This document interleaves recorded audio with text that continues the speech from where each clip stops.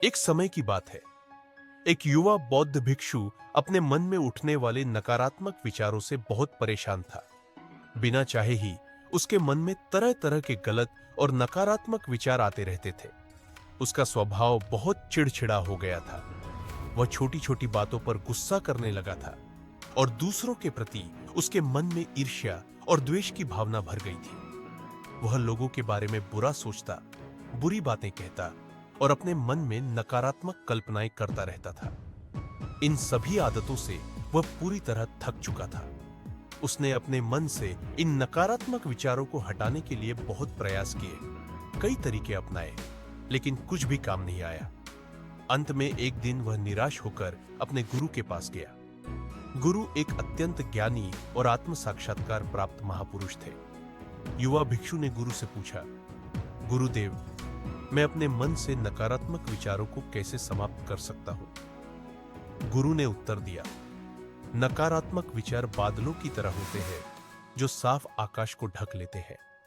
यदि तुम्हें निर्मल आकाश देखना है तो इन बादलों को हटाना होगा, लेकिन इसके लिए सबसे पहले तुम्हें अपने नकारात्मक विचारों के मूल कारण को पहचानना और उसे नष्ट करना होगा।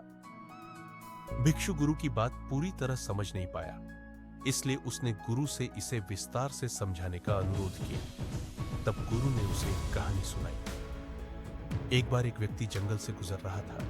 रास्ते में उसे एक सांप दिखाई दिया। सांप को देखते ही वह डर गया और वहां से भागने लगा। भागते समय उसका पैर एक पत्थर से टकरा गया और वह गिर पड़ा। उसे गंभीर चोट लग गई। जब उसे होश आया और उसने ध्यान से देखा तो उसे पता चला कि वह सांप नहीं था, बल्कि सांप के आकार की लकड़ी थी जो रास्ते में पड़ी हुई थी। तब उस व्यक्ति को समझ आया कि उसकी चोट का कारण सांप नहीं था, बल्कि उसका डर और नकारात्मक सोच थी। कहानी समाप्त करते हुए गुरु ने कहा, मन के नकारात्मक विचार इस कहानी के सांप जैसे हैं। वे असली समस्या नहीं है। असली समस्या तुम्हारे भीतर छिपे वे घाव है, उपेक्षित भावनाएं हैं और अतीत के अनुभव है जो क्रोध और नकारात्मक विचारों के रूप में बाहर आते हैं। इसलिए यदि तुम नकारात्मक विचारों को समाप्त करना चाहते हो तो उनके मूल कारण को पहचानना और उसे ठीक करना आवश्यक है। अब इस कहानी को हम अपने जीवन में कैसे अपनाएं? पहला, माइंडफुलनेस का अभ्यास करें। अपने विचारों और भावनाओं के प्रति जागरूक बने। देखें कि आपके भीतर क्या चल रहा है और आप घटनाओं को कैसे ग्रहण कर रहे हैं। जब भी कोई नकारात्मक विचार आए, उसके मूल कारण तक पहुंचने का प्रयास करें। दूसरा, अपने अतीत की बुरी यादों और घटनाओं को स्वीकार करें। स्वयं को और दूसरों को क्षमा करें। क्षमा करने से मन हल्का होता है। तीसरा, कृतज्ञता का भाव अपनाएं। अपने जीवन के सकारात्मक पहलुओं पर ध्यान दें और जो कुछ भी आपके पास है उसके लिए ईश्वर या ब्रह्मांड का धन्यवाद करें।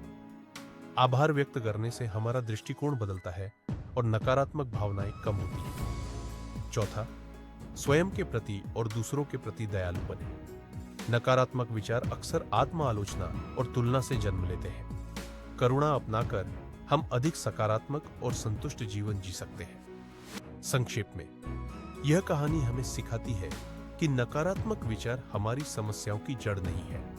असली समस्या हमारे भीतर गहराई में छिपी होती है। जब हम उन कारणों को पहचान लेते हैं तो धीरे धीरे नकारात्मक विचारों से मुक्त हो सकते हैं और एक शांत, सुखद जीवन जी सकते हैं। याद रखें, इस कहानी के सांप की तरह हमारे अधिकांश विचार केवल एक भ्रम होते हैं जिन्हें हम स्वयं अपने मन में रचते हैं।